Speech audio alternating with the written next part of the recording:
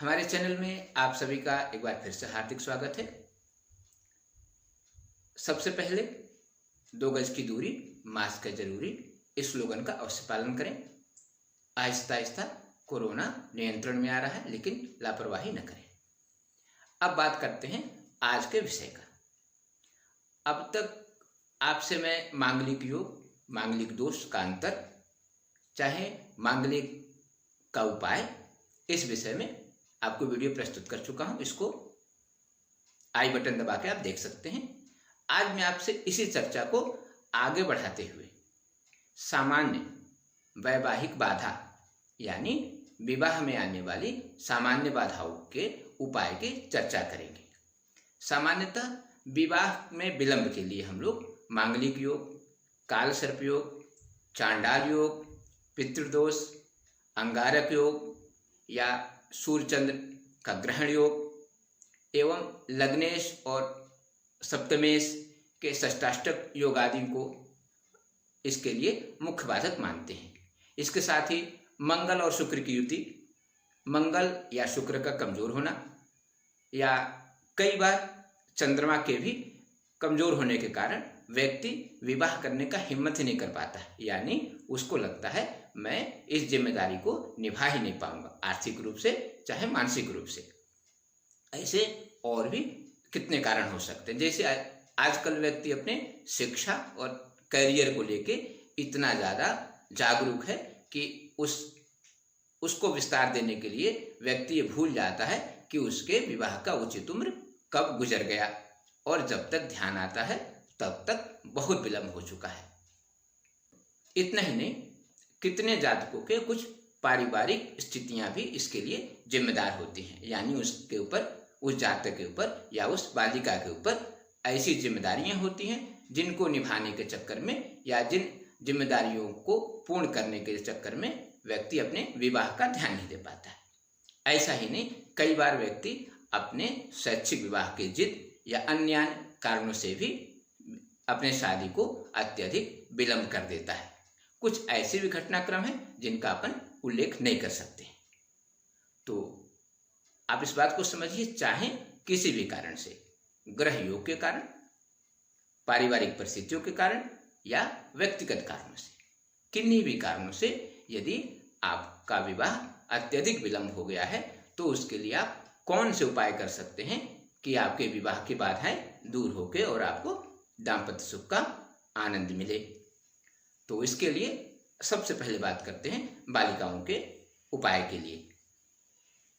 इसके लिए इसलिए जरूरी है कि हमारे शास्त्रों में उल्लेख है, यत्र नार्यस्तु पूज्यन्ते रमन्ते तत्र देवता। इतना ही नहीं, अब तो सरकारें भी बोलने लगी हैं कि बेटी है तो कल है, बेटी है तो हम हैं। इसलिए सबसे पहले बालिकाओं के लिए उपाय। एक बात समझ लीजिए कि विवाह के लिए यदि बालिकाओं को कोई बाधा हो तो कात्यायनी मंत्र का उपाय, इससे बेहतर कोई भी उपाय नहीं है। हालांकि अपने शास्त्रों में हजारों उपाय दिए गए हैं, किंतु कात्यायनी मंत्र से अधिक प्रभावशाली शायद ही कोई मंत्र हो। अब इस मंत्र का भांति भांति से प्रयोग है। जैसे सर्वोत्तम प्रयोग तो ये है कि कात्यायनी मंत्र के द्वारा दुर्गा सप्तशती का संपुटित पाठ कम से कम 9, यदि 9 संपुटित पाठ कात्यायनी मंत्र से कर दिया जाए तो चमत्कारिक लाभ होता है, और यदि किसी भी प्रकार की बाधा हो वो दूर होकर अतिशीघ्र विवाह होता है। इतना ही नहीं, कात्यायनी मंत्र का स्वयं भी 21,000 जप कर सकते हैं। बस ये ध्यान रखिए, आपको विशेष लाभ चाहिए तो कात्यायनी मंत्र के जप के लिए हल्दी का माला, पीला वस्त्र, पीला आसन और केले के पत्ते का आसन में प्रयोग करना। इसके साथ ही पीला भोजन भी करना, यानी पीले अन्न वस्त्र आदि के साथ में यदि कात्यायनी मंत्र का जप करते हैं तो ये अत्यधिक लाभकारी है, और लगभग बच्चियों के विवाह संबंधित सारी बाधाएं दूर हो जाती हैं। इतना ही नहीं, आज एक मैं आपको वैदिक मंत्र भी बताऊंगा कि जो बहुत ही चमत्कारिक है। सामान्यतः हम लोग मृत्युंजय मंत्र सब लोग जानते हैं। इसी मृत्युंजय मंत्र का एक और भी रूप है जिसमें थोड़ा सा अंतर है, और ये विवाह के लिए एक चमत्कारिक मंत्र है। तो इस मंत्र को आप सुन लीजिए। ओम त्र्यंबकम यजामहे सुगंधिम पतिवेदनम उर्वारुकमिव बंधनान मृत्योर्मुक्षीय मामृतात्। इसमें बस ये आपको ध्यान रखना है, पुष्टिवर्धनम के स्थान पे पति वेदनम है। इसमें सिर्फ विवाह ही नहीं होता है, पति के द्वारा यदि कोई कष्ट भी पहुंचाया जा रहा है या कोई कष्ट है, भले गलतफहमियों के कारण ही हो, यदि आपको लगता है कि पति के द्वारा आपको कष्ट है तो वो कष्ट भी खत्म हो जाएगा।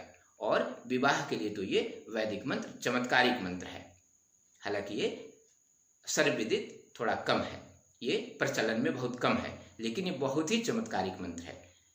कात्यायनी मंत्र से ज़्यादा तो नहीं, किंतु कात्यायनी मंत्र से कम भी चमत्कारिक बिल्कुल नहीं है।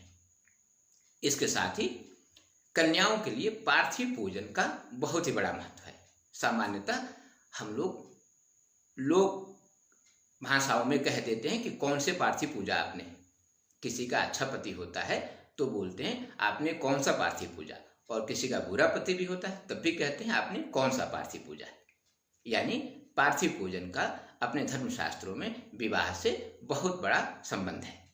और पार्थिव पूजन में आप वस्तुओं के उपयोग के माध्यम से भांति भांति के उपाय भी कर सकते हैं और उसका लाभ भी ले सकते हैं। सामान्यतः भारत के कुछ क्षेत्रों में ऐसा माना जाता है कि महिलाएं पार्थिव का निर्माण नहीं करते हैं, तो किसी उचित पंडित को बुला के आप पार्थिव का निर्माण करवा सकते हैं और उनके देख रेख में आप उसका संक्षिप्त पूजन भी कर सकते हैं। इसका चमत्कारिक लाभ लेने के लिए आपको 121 बिल्वपत्रों पे ध्यान रखिए। बिल्वपत्र के आप चढ़ाते हैं उसके 3 हिस्से होते हैं, एक में ओम लिखें, एक में कात्यायन्यै लिखें और एक में नमः लिखें। यानी तीनों पत्ते मिला के ओम कात्यायन्यै नमः। यदि इस प्रकार से आपने 121 बेलपत्रों को ऐसा लिख के यदि पार्वती जी को चढ़ाया, पार्थिव में एक स्वरूप पार्वती जी का भी होता है। पार्थिव के संपूर्ण निर्माण में पूरा शिव पंचायतन होता है जिसमें पार्वती जी का स्थान भी होता है। तो पार्वती जी को विशेषकर यदि ओम कात्यायन्यै नमः यानी 3 बेलपत्र पे इन 3 हिस्सों को लिखते हुए 121 बेलपत्र चढ़ाएं, और यदि 121 बेलपत्र न मिल सके तो कम से कम 11 बेलपत्र चढ़ाएं। यानी 11 के गुणित में जितना भी चढ़ा सके उतना चढ़ाएं। ये भी एक बहुत ही चमत्कारिक प्रयोग है और आपको इसका तत्काल लाभ मिलेगा। इसके साथ ही कुछ छोटे छोटे मंत्र भी हैं। यदि आप इतने बड़े उपाय नहीं कर सकते तो ओम ह्रीं श्रीं ह्रीं वर प्रदायै नमः, इस मंत्र का भी आप हल्दी के माला से ही जप करें। एक और छोटा मंत्र बता देता हूं आपको, ओम वर प्रदायै कात्यायन्यै नमः। ये जो भी आपको आसान लगे उस मंत्र का उपयोग अवश्य करें। ये सारे ही चमत्कारिक मंत्र हैं। एक और भी अति आसान उपाय लेकिन बहुत ही चमत्कारिक, हल्दी का नाम सर्वविदित है, लेकिन विवाह बाधा के लिए खासकर बच्चियों के लिए हल्दी का प्रयोग बहुत ही चमत्कारिक है। ऐसा समझिए 5 चुटकी हल्दी आपके दाम्पत्य जीवन को या विवाह बाधा को एकदम चमत्कारिक रूप से बदल सकता है। इसका विशेष ध्यान रखें, ये 5 प्रयोग करने कैसे, 5 चुटकी 5 बार भी। सबसे पहला आपको हल्दी का 1 चुटकी उपयोग जब आप स्नान करती हैं तो उस जल में मिला लेना है। उसके बाद जब आप पहला गिलास पानी पीती हैं, यदि स्नान के पूर्व पीती हैं तो उसको नहीं, स्नान के बाद जो पहले गिलास पानी पिए उसमें 1 चुटकी हल्दी मिला लें। और इसके साथ ही जब आपका भोजन बनता है तो उसमें आटे में 1 चुटकी हल्दी का उपयोग अवश्य करें आप। ये भी एक चमत्कारी उपयोग है। चौथा उपयोग, जब आप पूजन करते हैं तो उसमें हल्दी माता पार्वती को अवश्य चढ़ाएं। यदि पार्थिव पूजन आप कर पा रहे हैं तो जिस मिट्टी से पार्थिव का निर्माण हो रहा है उसमें यदि 1 चुटकी हल्दी का उपयोग कर लें, यानी किसी भी प्रकार में आपके पूजा में हल्दी का समावेश हो जाए। और 5वां उपयोग, सोते समय 1 गिलास जल में चाहे गाय के दूध में यदि 1 चुटकी हल्दी आप मिलाकर यदि पी लेती हैं तो ये 5 प्रकार के हल्दी के प्रयोग आपके जीवन के सारे कष्टों को हर लेगी, खासकर वैवाहिक समस्याओं को लेकर। इसके बाद एक और छोटा सा उपाय आपको बताते हैं। वायव्य कोण के कमरे में ही आप अपना बिस्तर रखें और कोशिश करें कि बिस्तर का चादर पीले रंग का हो। यदि गहरा पीला न संभव हो सके तो हल्का पीला तो अवश्य हो। इससे जो व्यक्ति ऐसा मान चुके हैं कि व्यक्तिगत जिम्मेदारियों के कारण मैं विवाह नहीं कर सकता या उसका निर्वाह नहीं कर सकता, ऐसे व्यक्तियों के लिए ये रामबाण दवा है। यानी यदि आपका वायव्य कोण में बिस्तर है और यदि बिस्तर का चादर पीले रंग का है तो आपको मानसिक रूप से ये बहुत ही स्ट्रांग बनाएगा और आपके वैवाहिक उलझनों को अवश्य दूर करेगा और आपको मानसिक रूप से विवाह के लिए प्रोत्साहित करेगा। इतना ही नहीं, आपको अतिशीघ्र विवाह में सफलता भी मिलेगी। एक और छोटा उपाय, पीली सरसों सामान्यतः हमारे घरों में आसानी से उपलब्ध है। पीली सरसों का भी हमारे वैवाहिक जीवन में एक चमत्कारी प्रयोग है। यदि किसी का विवाह नहीं हो रहा हो तो पीली सरसों से कच्ची हल्दी और गेंदे की फूल की पंखुड़ियों को मिलाकर उपटन बना लें और इस उपटन का 41 दिन प्रयोग करने से चमत्कारिक रूप से वैवाहिक बाधाएं दूर होती हैं और सारी समस्याएं दूर होकर आपको मनवांछित स्थान पे विवाह करने में सफलता प्राप्त होती है। इसमें कहीं कोई आशंका नहीं होनी चाहिए। ये अत्यधिक ही प्रचलित उपयोग है और अत्यधिक लोगों को इससे लाभ भी मिलता है।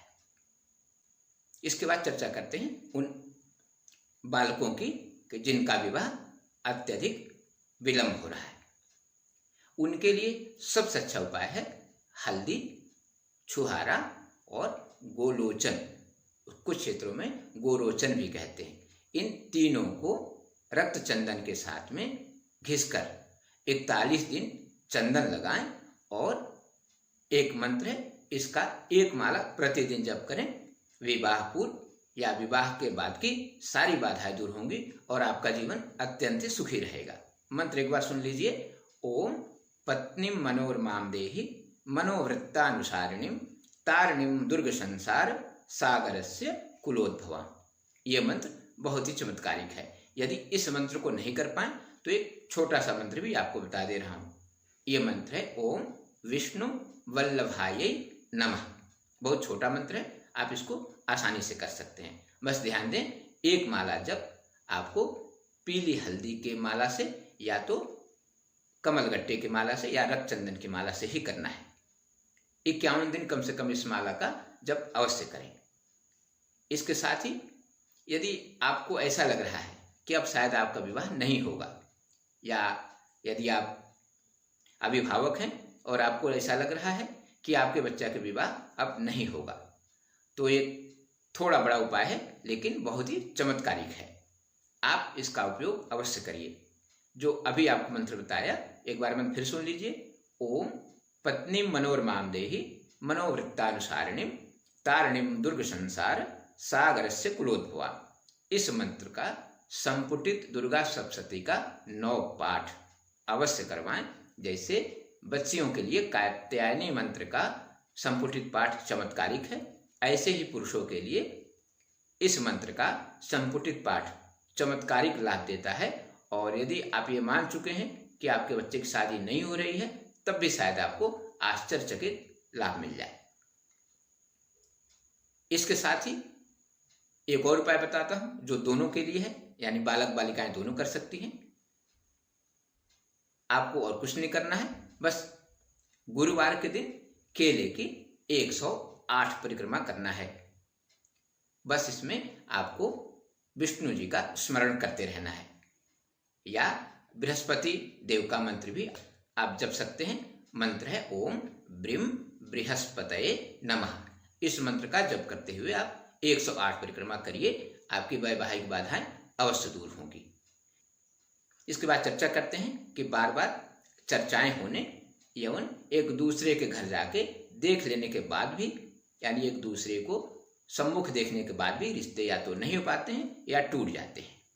इसके लिए सबसे अच्छा उपाय है कि शंकर जी के ऊपर का चढ़ा हुआ बिल्वपत्र पीले कपड़े में रखकर, यदि आप लड़की देखने जा रहे हैं तो आप जेब में रख लें, और यदि आप लड़की हैं और यदि आपको कोई देखने आ रहा है तब भी आप अपने पर्स में उसको रखे रहें या अपने पास में रखे रहें। शायद ही ये बार बार का झंझट खत्म होगा और आपका विवाह अतिशीघ्र तय हो जाएगा।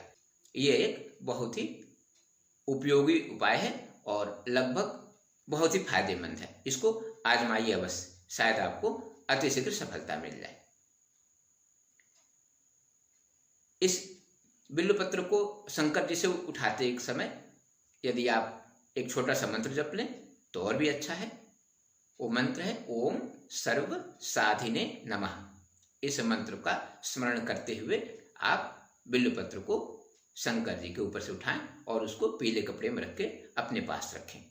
शायद आपके रिश्ते में विलंब बिल्कुल नहीं होगा और आपका विवाह अतिशीघ्र तय हो जाएगा।